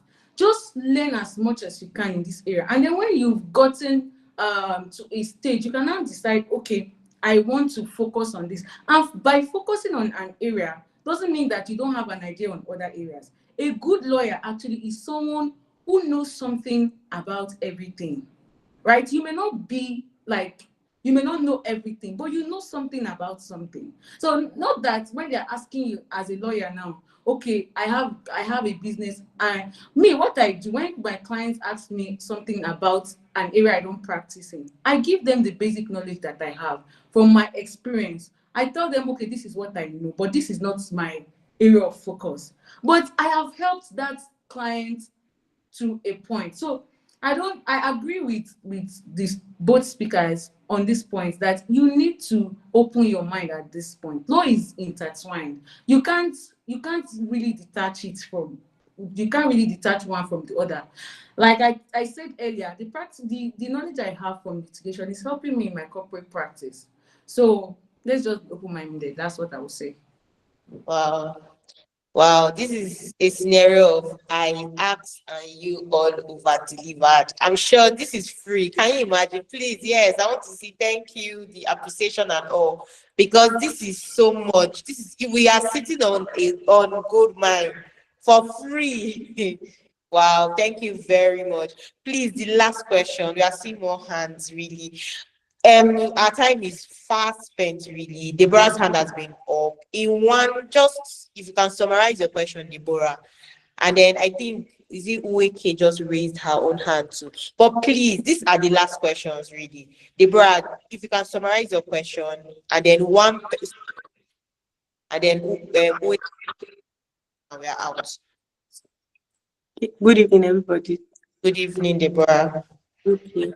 My name is Deborah. I'm a 500 level law student of Labis Onabanjo University of the State. So my question is that last semester we had a class, a topic under law of conveyancing that had to do with land agreements. So the lecturer didn't teach us anything in the exam, but he brought it out, like the land agreement, blah blah blah. And I was lost at a point because they didn't teach us in class. But like after the exams, my colleagues were like, blah blah blah. They've done it when they had their own internship training in the clinical, and I have never had any internship training. I've never gone to a law firm to intern and stuff like that. So that affected me in the exam and after the exam. So my question is now, I live in a rural area where the law firms I've seen through my 5 years, they have not really been encouraging. Like maybe they go through court, maybe like twice in a month, blah blah blah. So my question now is that moving forward as a soon to be law graduate, how do I push myself going for intern trainings and everything? Do I move to a better place where there are more law firms that are very versatile and they know what they are doing? Or what do I do? Or should I just go online and trying to figure out if I can intern online or something? Thank you. Okay. We'll answer your question. Uweke, please. Can you also ask your question so that maybe one person will just hit on both of them, and that's the last person. Okay, good evening, everyone. I'm most grateful for this webinar holding. It's actually bringing a clarity on my own part because as a young lawyer that is just 1 year post-call, like this month of March, will make me 1 year in law practice. I'm already feeling a kind of overwhelmed and having a kind of discouraged in based on what I'm seeing in my location because I attach myself in one law firm that does not give tips to lawyers.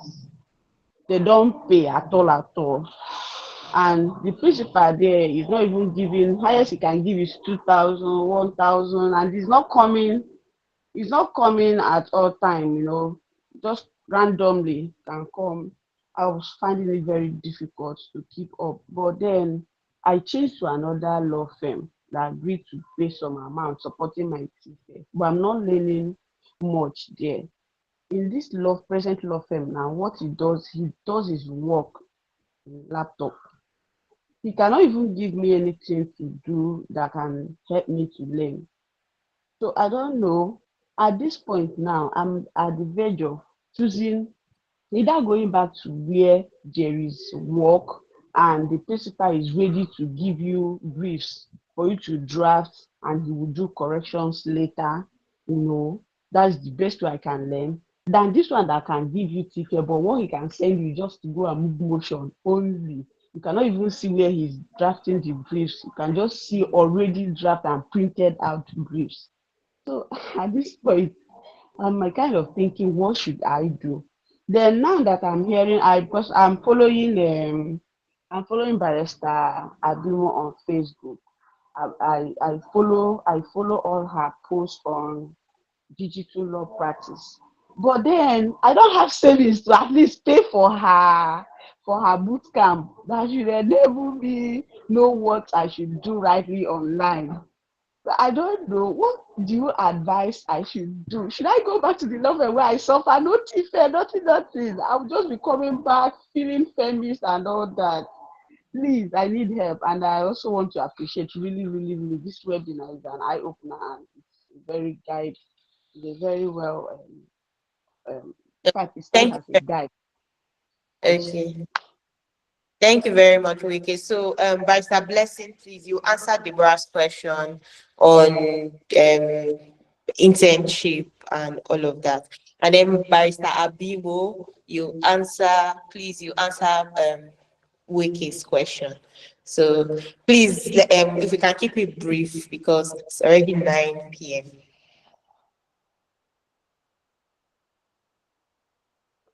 Okay, you're mute, Barrister Blessing. Right. Okay. So what I would say to Deborah is this. You're still in school. Internship opportunities are great, right? They will help prepare your mind and you know what you're going to face and all of that. But if you do not have the privilege or you're not opportune to be where you can have, access to those places, you can try applying. If you get the opportunity and you have a place where they can provide accommodation, that's fine. But if you do not get that, there are vast knowledge online. Like these days, everything is virtually, you can do everything online now. So there are also remote places where you can work. So I think we're past the stage where internship must be physical. So if you don't have opportunity to be in that physical space, you can try virtual internship. That's also very much an experience. There are some people that are just looking for people that work remotely, and you still learn a lot in that line. So that's what I would simply say. Let's just check online, look out for those places where you can work remotely or intern virtually, and that will help you. Okay, thank you very much, Barrister Blessing. Barrister Daniel also does the virtual internship. So Deborah, if you're interested, you can. At the end of this call, I'll drop all the lawyers' social media platform, their links. I'll drop it in the group so that if you want to reach out to anybody, you can reach out to them. So Deborah, Barrister Daniel, he does virtual internship for people that are interested, law students, lawyers that are interested. So you can jump on that. Okay, please, Barrister Bimo, can you address Wiki's question? Okay, I think our question is about a firm a firm where she learns, a firm that Yes, pays, yes. right? Am I correct? Okay. So I think that I would say that the ball is in her court. She should choose what she wants. The firm where they pay you, the money that they are paying you, is it enough? Like, I don't know, is this such a big money that you can trade off for, the knowledge? And the firm where they don't pay you, I don't know, this may sound like old school, but I believe in knowledge. I believe in getting knowledge, even if you have to forgo money. My principal, where I left before I started Abiliga, I worked for them for 4 years without a single salary. And that was where I was telling you I was working till 10:30 p.m. and working during months. So I don't know. If you want to learn and you know that this knowledge is going to become gold, where I am now, I've had the knowledge and I've moved. So if the knowledge is so important to you, I don't think the money is important at this stage because I don't really know how much they can even give you as an intern that can be, But if you think you need to get the money, maybe financially you are not yet stable and you need the money, then you may have to, maybe in court, connect with other lawyers. There's a way you do it when you go to court. You listen, you connect with other lawyers that are busy. You tell them, I'm available, I can do this. Even online, you can volunteer for people. You can volunteer for people online. Oh, I can help you do this research. I can help you do that. And then you'll be learning more. So, but to me, I feel that no matter what they are paying you, the money, just like Barrister Daniel said, there is money in law practice. So that money they're paying you is still peanuts. So just focus on the knowledge, gain it at once, so that by the time you are coming, nobody will see you coming. You'll be coming with a big bang. And that's just it. Thank you. Wow, thank you very, very much. Okay, I'm sure we've had wonderful time here. I've enjoyed myself too. I'm sure we've all done so. Yes, yes. Let's just say thank you to the speakers. Thank you, thank you. The emojis in the comment sections because we are wrapping up in the next few minutes, seconds. Just say thank you to our speakers. Yes, thank you. Thank you to all of this was for free. This was for free. Nothing we didn't pay. Thank you. We appreciate. Thank you very much. Yes. Someone said I had a great time. Thank you so much. Yes, thank you. We appreciate. Thank you for staying. The fact that you stayed makes me know that there was something that kept you hooked. Thank you. We appreciate and we are glad that this was not a wasteful investment. Yes, thank you to our seasonal speakers. Thank you. Thank you. We are very grateful. And yes, thank you to the speakers. All the speakers have seen the comments. They are grateful, and we don't take your time for granted.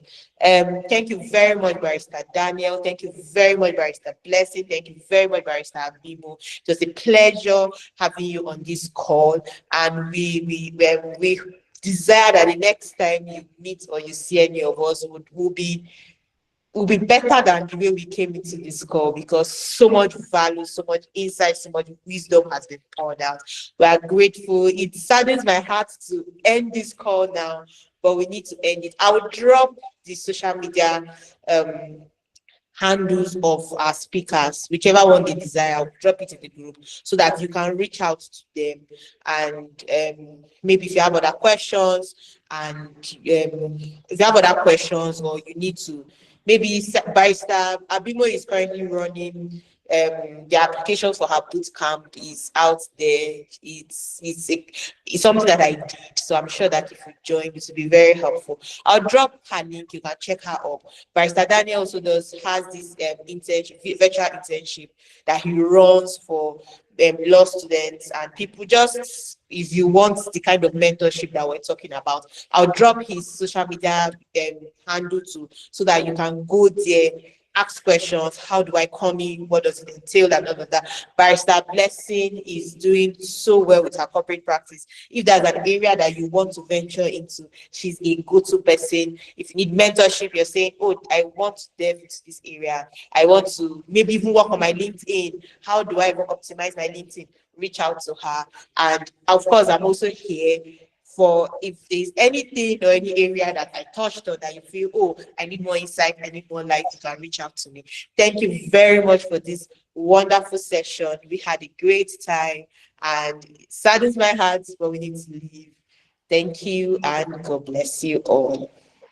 Have a great evening. Bye bye. Yeah, thank you, thank you, thank you, thank you.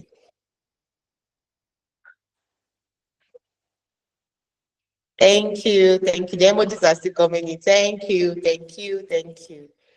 All right, I'll be ending the call now.